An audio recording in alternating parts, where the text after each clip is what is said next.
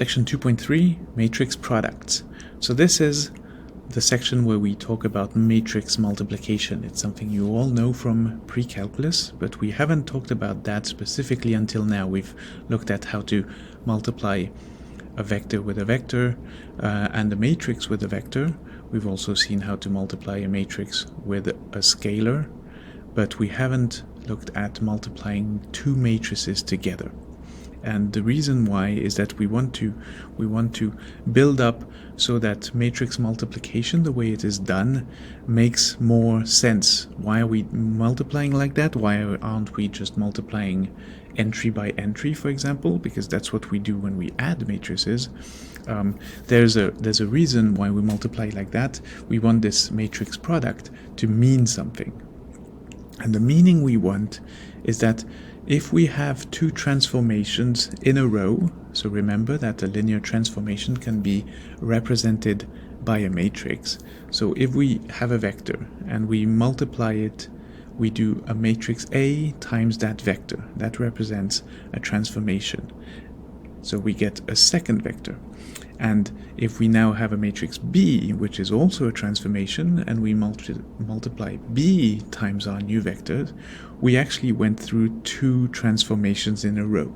The original vector became something else, and then it became something else again. We want the product BA, we want these two matrices, if we multiply them first, so that it becomes one matrix, we want that one matrix to actually have the same effect on the vector we started with. So this is what it looks like. We have vector x, we multiply by a, so we now have a new vector, ax, and we multiply by b, so the vector ax is now transformed again. So maybe a created a rotation on x, and then b created a shear.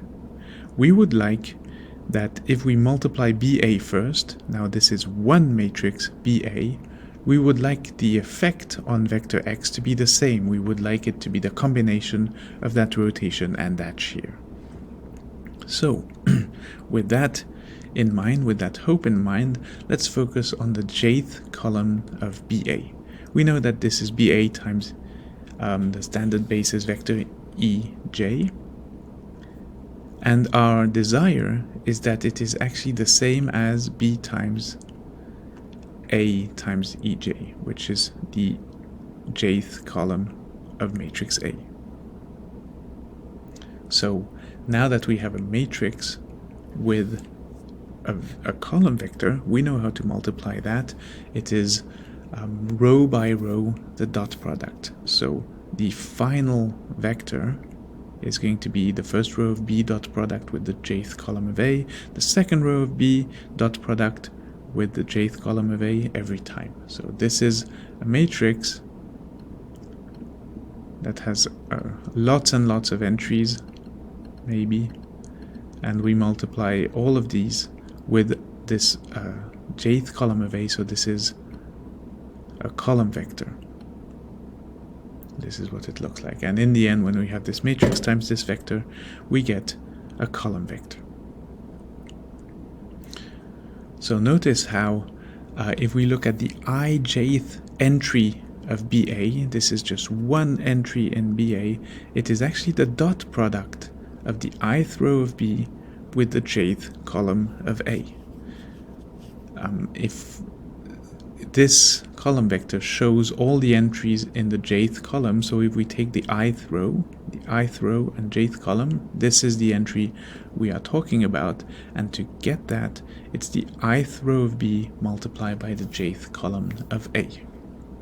So the proof is just like what we did above. Above we were focusing on one single column, but for the proof we would look at it from the point of view of every column. We would basically do everything we did but for every single column. So a few notes about matrix multiplication as we know it from pre-calculus. The number of columns in the first matrix must be equal to the number of rows in the second matrix, or else the dot product will not work. So if we have an m by n matrix that we multiply with an n by p matrix, we satisfy the expectation because it's the same n here, then the product will be an m by p matrix. So here are 3 exercises. So for each entry, for example, if we look at the very first entry here, it's 1 times 0 plus 0 times 3 plus negative 1 times 1. And we do that for every entry. I sometimes like to first think about the size of the product itself. So I would realize that in this case it's going to be a 3 by 4 matrix, so that I know what it looks like. Because sometimes it can be a little bit surprising. For example, in exercise B, what is the size of the product? Well, it's going to be a 1 because this has 1 column by 2. Okay. So this has 1 row. So it's going to be a 1 row by 2 column matrix, and this is the product. So when the requirement doesn't work, for example, if we try here to multiply, we would have negative 1 times 4 plus 2 times 11 plus negative 3 times, then it's impossible to multiply. It's not well defined. In general, matrix multiplication is non-commutative. That means that if you multiply A times B, it's not necessarily equal to B times A. In fact, if you take 2 random matrices, chances are it won't be equal. If, however, it happens, if A times B equals B times A, then we say that these 2 matrices A and B commute. It's easy to check. You can just take 2 random 2 by 2 matrices, multiply AB, multiply BA, and probably you should find an example that shows that they are different. So in the following exercise, we're going to look at the transformations of a matrix A alone, a matrix B alone, and then the combination of these 2 transformations one by one, or by looking at the product AB and the product BA. So firstly, matrix A, 0, 1, 1, 0, what effect does it have on a vector x, y? It's a vector x with components x, y. So if we multiply, we get that it's the vector yx. So you can make a sketch, maybe picking up, I like to pick vectors that are very close to one axis and quite far from the other, and it allows me to see now what is the vector yx. Well, in this example, which doesn't correspond to this here, but my vector has a large x and a small y. So now the x entry is small and the y entry is large. So it would end up being a vector that goes up here like this. So it's a symmetry about y equals x. You can of course also use the summary from last class and recognize this matrix as being the matrix of a symmetry. What about B?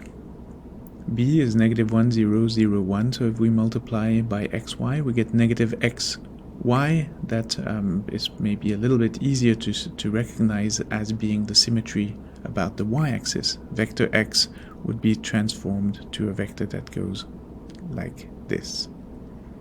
So, what happens to a vector if it goes through transformation A, then through transformation B? So it would be a symmetry about y equals x, and then a symmetry about the y-axis. So let's try and think about it.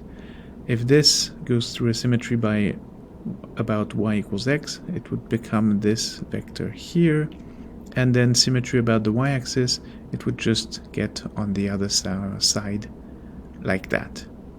So this combination of 2 transformations is actually a rotation counterclockwise by 90 degrees. Notice how we started with A and then B. This corresponds to doing B times A times X, because in this procedure AX is first and then B.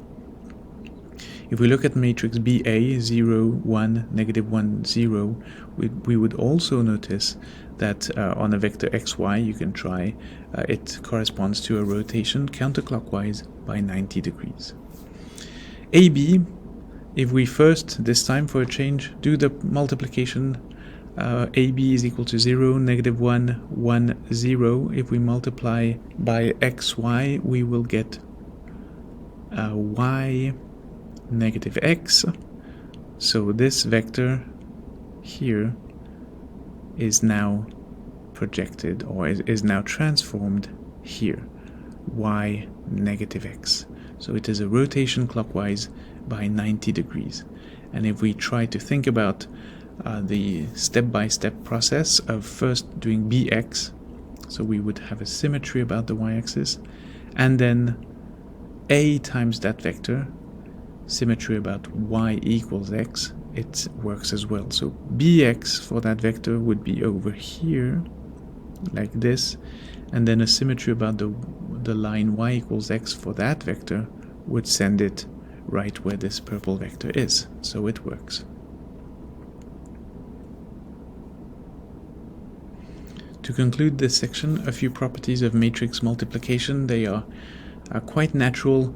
A times BC is equal to AB times C. To prove that, we would have to also use processes. So A times BC is equal to A times, if we assume that C is written with column vectors v1, v2, then it's bv1, bv2, etc. to bvn. And so now we have all these column vectors again. We can just multiply by A. If we look at AB as a single matrix AB, then it becomes AB times V1, AB times V2, and so on. And there's maybe one missing step here, how to remove the parentheses AB times V1, AB times V2 is something you can refer to from the beginning of this section. AB times V1 is the same as A times B times V1. So to remove the parentheses, we just need to refer to the beginning of this section. Other properties, property 2 and property 3 are necessary because since matrices don't commute, we could not assume from property 2 that property 3 is necessarily true, but in fact they are both true. So thank you for listening. See you next time.